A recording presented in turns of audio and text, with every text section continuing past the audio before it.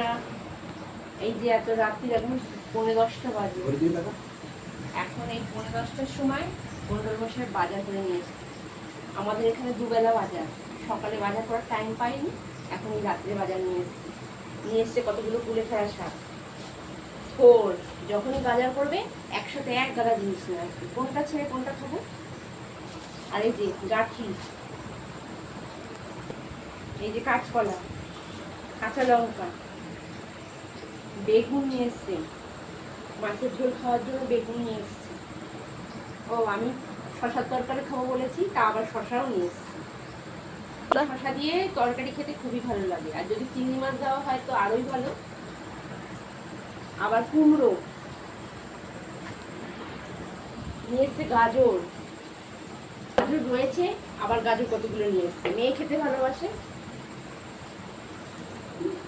নিয়ে এসছে পটল, পটল এত রাত্রে বাজার করে নিয়ে এসছে, আমি কখন রান্না করব।